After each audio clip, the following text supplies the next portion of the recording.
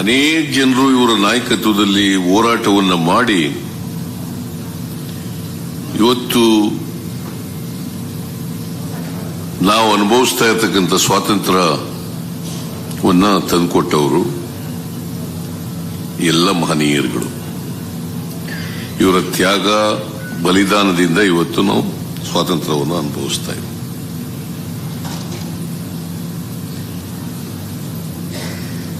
ಇದಕ್ಕೆ ಕಾಂಗ್ರೆಸ್ ಪಕ್ಷ ಕಾರಣ, ಬೇರೆ ಯಾವ ಪಕ್ಷನೂ ಕಾರಣ ಅಲ್ಲ. ಈ ಭಾರತೀಯ ಜನತಾ ಪಕ್ಷದವರು ಕಾಂಗ್ರೆಸ್ನವರು ಏನ್ ಮಾಡಿದರು ಅಂತ ಪ್ರಶ್ನೆ ಕೇಳ್ತಾರೆ. ನರೇಂದ್ರ ಮೋದಿಯವರೇ ಈ ಪ್ರಶ್ನೆ ಕೇಳ್ತಾರೆ, ಅಮಿತ್ ಶಾ ಈ ಪ್ರಶ್ನೆ ಕೇಳ್ತಾರೆ. ನಾನು ಕೇಳ್ತೀನಿ, ಯಾರಾದರೂ ಒಬ್ರು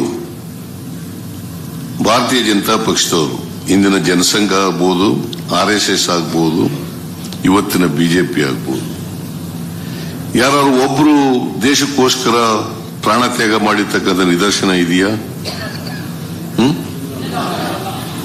1925ರಲ್ಲೇ RSS ರಚನೆಯಾಗಿತ್ತು. 1950ನೇ ಇಸ್ವಿನಲ್ಲಿ ಜನಸಂಘ ಸ್ಥಾಪನೆಯಾಗಿತ್ತು. 80ರಲ್ಲಿ ಬಿಜೆಪಿ ಆದದ್ದು. ಇವರು RSSನವರು ಏನ್ ಬಹಳ ದೇಶಭಕ್ತರು ಅಂತ ಹೇಳ್ಕೊತಾರಲ್ಲ, ಸ್ವಾತಂತ್ರ್ಯ ಹೋರಾಟದಲ್ಲಿ ಭಾಗಿಯಾಗಿರ್ತಕ್ಕಂಥ ನಿದರ್ಶನ ಇದೆಯಾ? ಇಲ್ಲ ಅಲ್ಲ. ಮತ್ತೆ ಕಾಂಗ್ರೆಸ್ ಪಕ್ಷನ ಏನ್ ಮಾಡಿದರು ಅಂತ ಕೇಳಕ್ಕೆ ಇವ್ರಿಗೇನಾದ್ರು ನೈತಿಕತೆ ಇದೆಯಾ?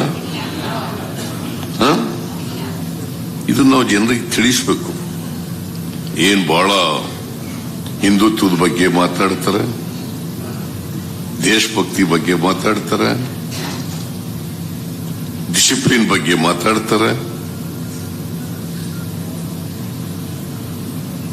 ಏನ್ ನರೇಂದ್ರ ಮೋದಿ ಅವರು ಹೇಳದ್ದೇ ಹೇಳುದು, ಸಬ್ಕಾ ಸಾಥ್ ಸಬ್ಕಾ ವಿಕಾಸ್ ಸಬ್ಕಾ ವಿಶ್ವಾಸ್. ನರೇಂದ್ರ ಮೋದಿಜಿ ಯಾವ ಸಬ್ಕಾ ಸಾಥ್ ರೀ? ಯಾಕ್ರಿ ಸುಳ್ಳು ಹೇಳ್ತೀರಿ?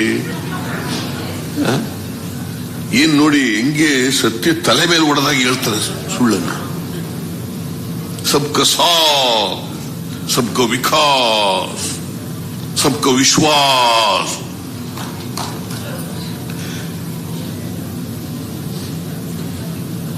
ಎಂತ ಸುಳ್ಳನ್ನ ಡೋಂಗಿ ರಾಜಕಾರಣ ಮಾಡ್ತಾರೆ ನೋಡಿ.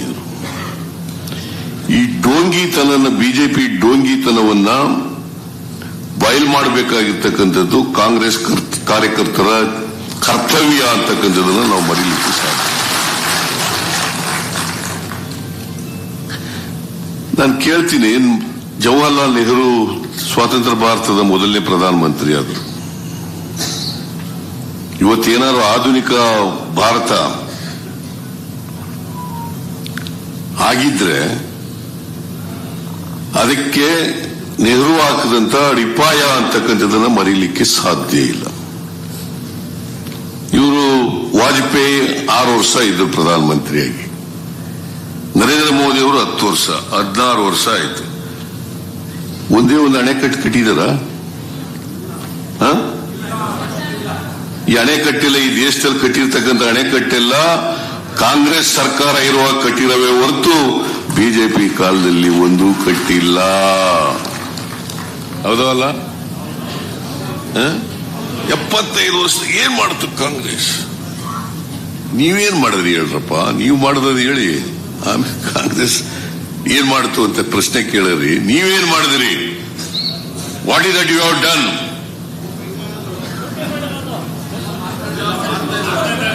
ಅವತ್ತು ಸ್ವಾತಂತ್ರ್ಯ ಭಾರತ ಆಗದೆ ಹೋಗಿದ್ರೆ, ಹೋರಾಟ ಮಾಡದೆ ಹೋಗಿದ್ರೆ ನೀವು ಇವತ್ತೆಲ್ಲ ಅಧಿಕಾರಕ್ಕೆ ಬರಕ್ ಆಯ್ತಿತ್ತ?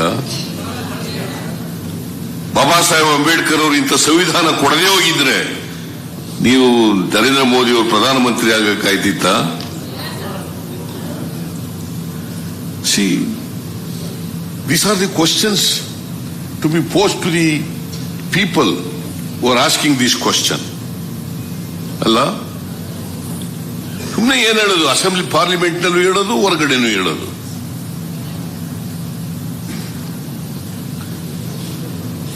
ಇವತ್ತೇನಾದ್ರೂ ಈ ದೇಶದಲ್ಲಿ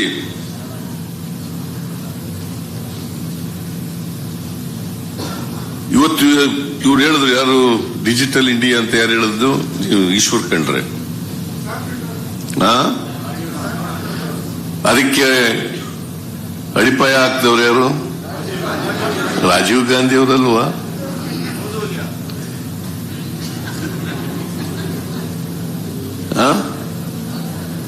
ಇವರ ಮಾಡಿದ್ದು ಕಂಪ್ಯೂಟರ್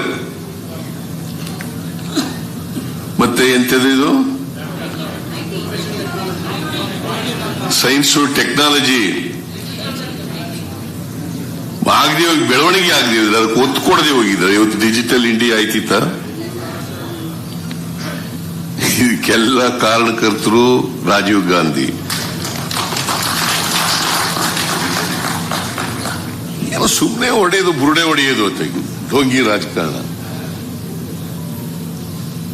ಜನರು ಕೂಡ ಹಿಂದುತ್ವದ ಅಮೂಲ್ಯ ಅವ್ರಿಗೆ ಜನರಲ್ಲಿ ಬಿತ್ತದು. ಇವತ್ತು ಈ ದೇಶ ಬಹುತ್ವ ಸಂಸ್ಕೃತಿ ಇರ್ತಕ್ಕಂಥ ದೇಶ, ಬಹುತ್ವ ಸಂಸ್ಕೃತಿ ಇರ್ತಕ್ಕಂಥ ದೇಶ. ಅನೇಕ ಧರ್ಮಗಳಿದಾವೆ, ಅನೇಕ ಜಾತಿಗಳಿದಾವೆ, ಅನೇಕ ಭಾಷೆಗಳಿದಾವೆ, ಅನೇಕ ಸಂಸ್ಕೃತಿಗಳಿದಾವೆ.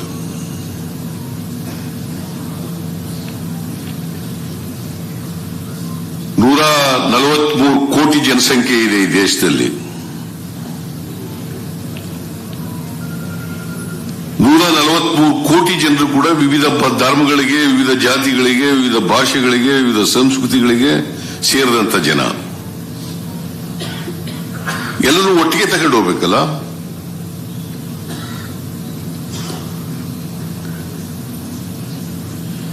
ಎಲ್ಲರೂ ಒಟ್ಟಿಗೆ ತಗೊಂಡು ಹೋಗ್ಬೇಕಲ್ಲ. ದೇಶದ ಸರ್ವತೋಮುಖ ಅಭಿವೃದ್ಧಿ ಆಗಬೇಕಾದ್ರೆ ಎಲ್ಲ ಜನರು ಸಬ್ಕಾ ಸಾಥ್, ಎಲ್ಲ ಜನರು ಒಟ್ಟಿಗೆ ತಗೊಂಡು ಹೋಗ್ಬೇಕಲ್ಲ. ಸಬ್ಕಾ ವಿಕಾಸ್ ಅದಾಗಬೇಕಲ್ಲ. ಅದಾಗಬೇಕಾದ್ರೆ ಹಿಂದೂಗಳು, ಮುಸಲ್ಮಾನರು, ಕ್ರಿಶ್ಚಿಯನ್ರು, ಬೌದ್ಧರು, ಸಿಖ್ರು, ಜೈನರು, ಯಹೂದಿಗಳು, ಪಾರ್ಸಿಗಳು ಎಲ್ಲರೂ ಒಟ್ಟಿಗೆ ತಗೊಂಡು ಹೋಗ್ಬೇಕಲ್ಲಪ್ಪ. We are all human beings. All 143 crore people of this country are all human beings.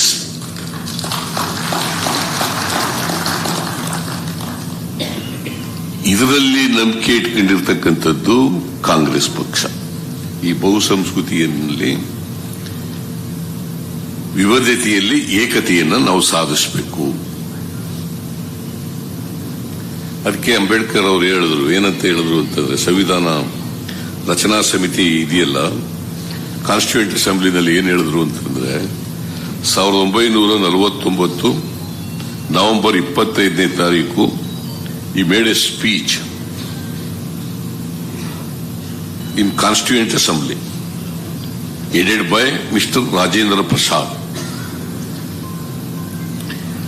ಅದು it was an historical speech.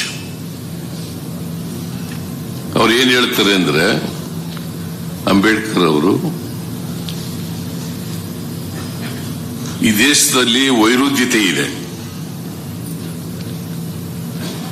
1950 ಜನವರಿ 26ನೇ ತಾರೀಕು ಈ ದೇಶಕ್ಕೆ ಸಂವಿಧಾನ ಜಾರಿಗೆ ಬರ್ತದೆ. ಅವತ್ತು ನಾವೆಲ್ಲರೂ ಕೂಡ ವೈರುಧ್ಯತೆ ಇರ್ತಕ್ಕಂಥ ಸಮಾಜಕ್ಕೆ ಕಾಲಿಡ್ತಾ ಇದ್ದೀವಿ.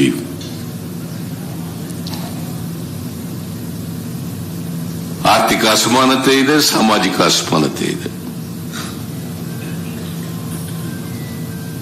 ಯಾವುದೇ ಧರ್ಮ ಇರ್ಬೋದು, ಯಾವುದೇ ಜಾತಿ ಇರ್ಬೋದು, ಯಾವುದೇ ಭಾಷೆ ಇರ್ಬೋದು. ಆರ್ಥಿಕ ಅಸಮಾನತೆ ಇದೆ, ಸಾಮಾಜಿಕ ಅಸಮಾನತೆ ಇದೆ. ಈ ಅಸಮಾನತೆಯನ್ನು ಹೋಗಲಾಡಿಸಬೇಕು. ಅದಕ್ಕೆ ಹೇಳ್ತಾರೆ, ಕಾಂಗ್ರೆಸ್ ಪಕ್ಷ ಒಂದು ರಾಜಕೀಯ ಪಕ್ಷ ಅಲ್ಲ, ಅದು ಒಂದು ಚಳವಳಿ, ಅದು ಒಂದು ಸಿದ್ಧಾಂತ. ಕಾಂಗ್ರೆಸ್ ಪಕ್ಷ ಒಂದು ಚಳವಳಿ. ಕಾಂಗ್ರೆಸ್ ಪಕ್ಷ ಸಿದ್ಧಾಂತ. What is your ideology?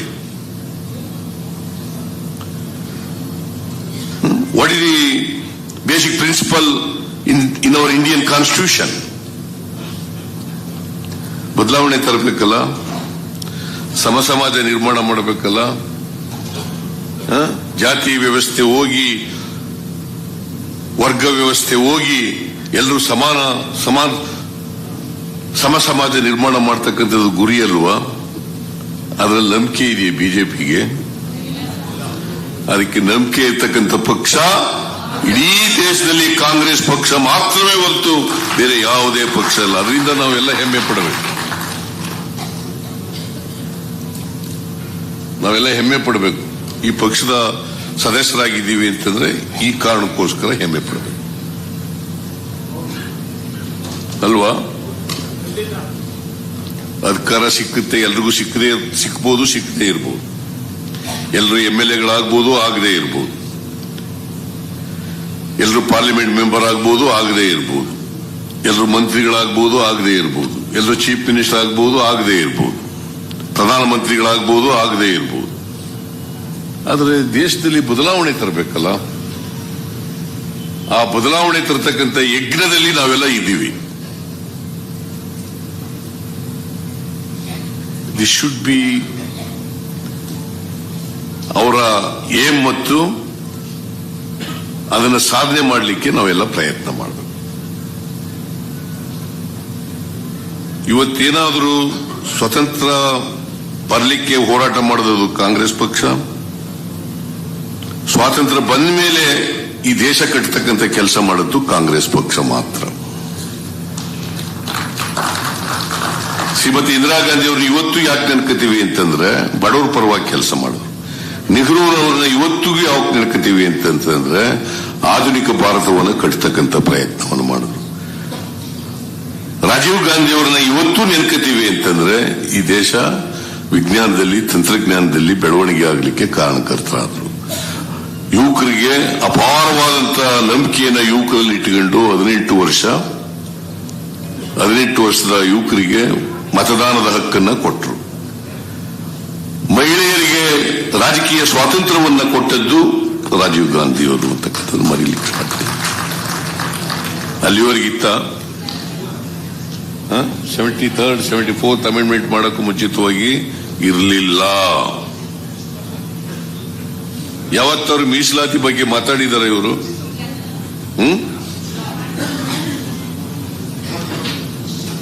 ಯಾವತ್ತಾರು ಮಾತಾಡಿದಾರ? ಮೀಸಲಾತಿ ಕೊಡಬೇಕು ಅಂತ ಪ್ರಾರಂಭ ದಿನದಿಂದ ಅದನ್ನು ವಿರೋಧ ಮಾಡ್ಕೊಂಡು ಬಂದಿರೋರು ಭಾರತೀಯ ಜನತಾ ಪಕ್ಷದವರು. ಸಾಮಾಜಿಕ ನ್ಯಾಯಕ್ಕೆ ವಿರುದ್ಧವಾಗಿರ್ತಕ್ಕಂಥವರು ಭಾರತೀಯ ಜನತಾ ಪಕ್ಷದವರು. ಸಾಮಾಜಿಕ ನ್ಯಾಯದ ಪರವಾಗಿರ್ತಕ್ಕಂಥವರು ಕಾಂಗ್ರೆಸ್ನವರು. ಇವತ್ತು ಚರ್ಚೆ ಆಗಬೇಕಾಗಿರೋದು ಸಾಮಾಜಿಕ ನ್ಯಾಯ ಬೇಕಾ ಬೇಡವಾ? ನೋಡಿ, ಮಹಿಳೆಯರಿಗೆ ಪಾರ್ಲಿಮೆಂಟ್ನಲ್ಲಿ, ಅಸೆಂಬ್ಲಿನಲ್ಲಿ ಮೀಸಲಾತಿ ತರ್ತೀವಿ ಅಂತ ಅಂದ್ಬಿಟ್ಟು ಅದು ಹಂಗೆ ಇಟ್ಬಿಟ್ರು. ಜಾರಿ ಕೊಡಬಹುದಾಗಿತ್ತಲ್ಲಪ್ಪ.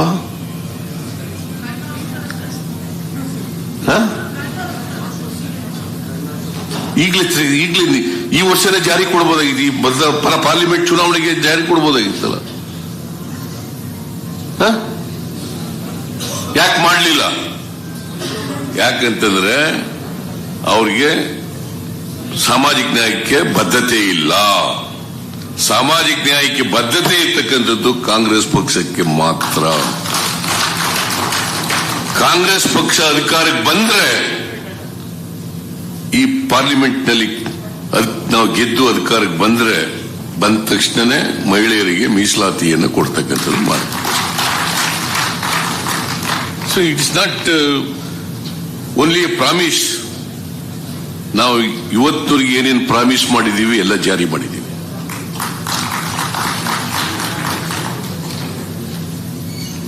ಎಲ್ಲ ಮಾಡಿದೀವಿ.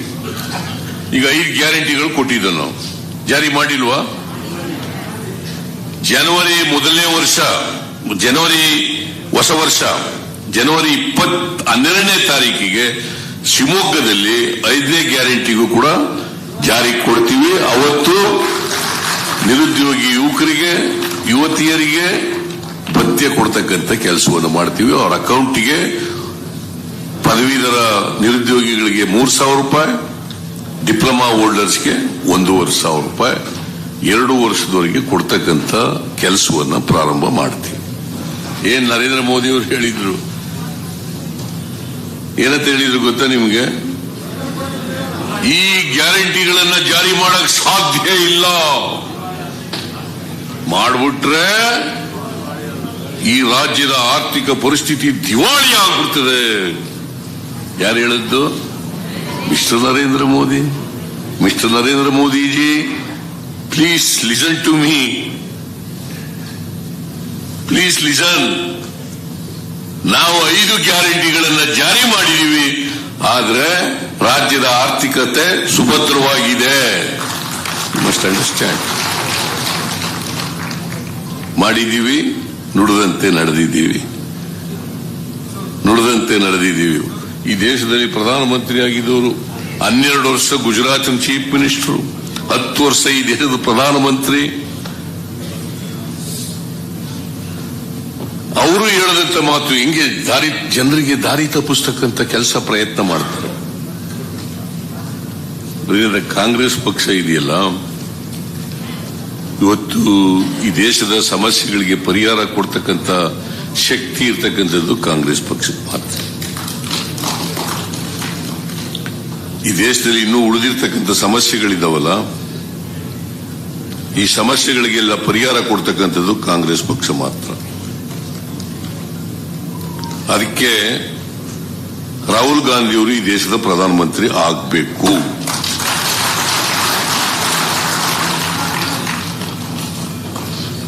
ಪಾಪ ಅವರು ಈಗ ಯಾರು ಕೂಡ ಈ ದೇಶದಲ್ಲಿ ಎಂತದು ಭಾರತ್ ಜೋಡೋ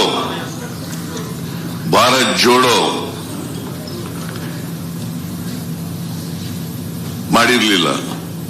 ಈಗ ಭಾರತ್ ಜೋಡೋ 2 ಇದನ್ನು ಪ್ರಾರಂಭ ಮಾಡ್ತಾ ಇದ್ದಾರೆ. ಭಾರತ ನ್ಯಾಯ, ನ್ಯಾಯ ಭಾರತ,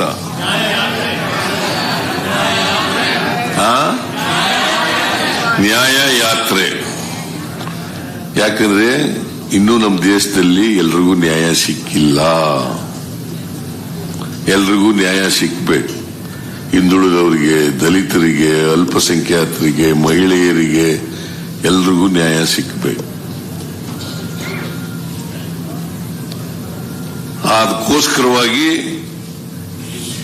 ಇಡೀ ದೇಶದಲ್ಲಿ ಜಾಗೃತಿ ಮೂಡಿಸ್ತಕ್ಕಂಥ, ನ್ಯಾಯಕ್ಕಾಗಿ ಹೋರಾಟ ಮಾಡತಕ್ಕಂಥ, ನ್ಯಾಯ ಸಿಕ್ಕಬೇಕು ಈ ವರ್ಗದ ಜನರಿಗೆ ಅಂತ ಹೇಳಿ ಇವತ್ತು ಪಾದಯಾತ್ರೆಯನ್ನು ಮಾಡ್ತಾ ಇದ್ದಾರೆ. ಅಂತ್ಯವ್ರ ಕೈಗೆ ಅಧಿಕಾರ ಹೋಗ್ಬೇಕು, ಇಲ್ಲ ನರೇಂದ್ರ ಮೋದಿ ಅವ್ರ ಕೈಗೆ ಅಧಿಕಾರ ಹೋಗ್ಬೇಕಾ? ಅಲ್ಲ, ರಾಹುಲ್ ಗಾಂಧಿ ಅವ್ರ ಕೈಗೆ ಅಧಿಕಾರ ಹೋಗ್ಬೇಕಾ, ನರೇಂದ್ರ ಮೋದಿ ಅವ್ರ ಕೈಗೆ ಹೋಗ್ಬೇಕಾ? ಮತ್ತೆ ನಾವೆಲ್ಲ ಪ್ರಯತ್ನ ಮಾಡ್ಬೇಕಲ್ವಾ?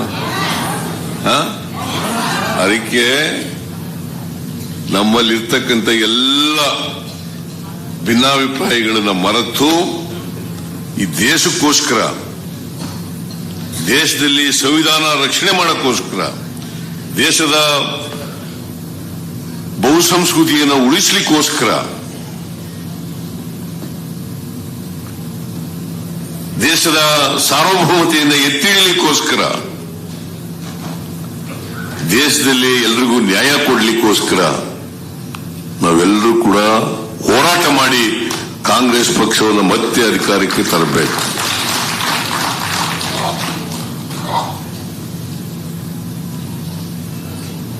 ಬಹಳ ಜನ ಸಿದ್ಧಾಂತ ಬಿಟ್ಬಿಟ್ಟು ರಾಜಕೀಯ ಮಾಡಬಾರದು, ಸಿದ್ಧಾಂತ ಇಟ್ಕೊಂಡೇ ಇರಬೇಕು. ಮತ್ತೆ ನಾನು ಅದಕ್ಕೆ ಅನೇಕ ಸಾರಿ ಹೇಳ್ತೀನಿ, ಸಿದ್ಧಾಂತದ ಬಗ್ಗೆ ಕ್ಲಾರಿಟಿ ಇರಬೇಕು, ಪ್ರಜಾಪ್ರಭುತ್ವದ ಬಗ್ಗೆ ಕ್ಲಾರಿಟಿ ಇರಬೇಕು, ಸಂವಿಧಾನದ ದೇಶಗಳ ಬಗ್ಗೆ ಕ್ಲಾರಿಟಿ ಇರಬೇಕು, ಸಂವಿಧಾನದ ಪ್ರಿಯಾಂಬಲ್ ಬಗ್ಗೆ ಕ್ಲಾರಿಟಿ ಇರಬೇಕು.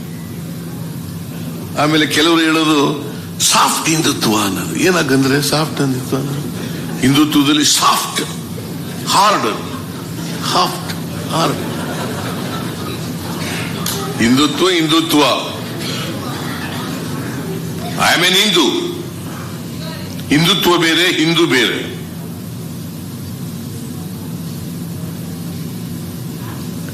ನಾವು ಶ್ರೀರಾಮನ ಪೂಜೆ ಮಾಡಲ್ವಾ? ಇವ್ರೊಬ್ರೇನಾ ಮಾಡೋದು? ನಾವು ನಮ್ಮ ಊರುಗಳಲ್ಲೆಲ್ಲ ರಾಮ ಮಂದಿರ ಕಟ್ಕೊಂಡಿಲ್ವಾ? ಭಜನೆ ಮಾಡಲ್ವ? ರಾಮನ ಭಜನೆ ಮಾಡಲ್ವಾ? ನಾನು ಭಜನೆಗೆ ಹೋಯ್ತಿದ್ದೆ ನಮ್ಮ ಊರಿನಲ್ಲಿ. ಈ ಡಿಸೆಂಬರ್ ಕೊನೆಯ ವಾರದಲ್ಲಿ ಭಜನೆ ಮಾಡೋರು ಯಾವಾಗಲೂ. ನಾನು ಆ ಭಜನೆಯವ್ರ ಜೊತೆಲಿ ಹೋಯ್ತಿದ್ದೆ. ಊರಿನಲ್ಲೆಲ್ಲ ಮೆರವಣಿಗೆ ಮಾಡ್ತಿದ್ರು ಭಜನೆ ಮಾಡ್ಕೊಂಡು.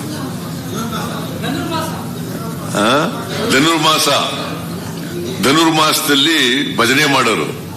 ಈಗ ಅನೇಕ ಹಳ್ಳಿಗಳಲ್ಲಿ ಈಗಲೂ ಮಾಡ್ತಾರೆ. ಅವ್ರು ಮಾತ್ರ ಹಿಂದೂಗಳು.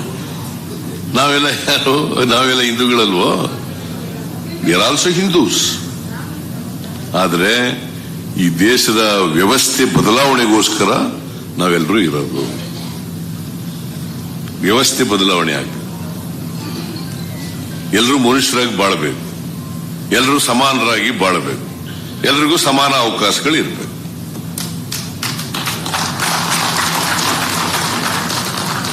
ಇದು ಕಾಂಗ್ರೆಸ್ಸಿನ ಸಿದ್ಧಾಂತ. ಈ ಸಿದ್ಧಾಂತಕ್ಕೆ ನಾವೆಲ್ಲರೂ ಬದ್ಧರಾಗಿದ್ದೀವಿ.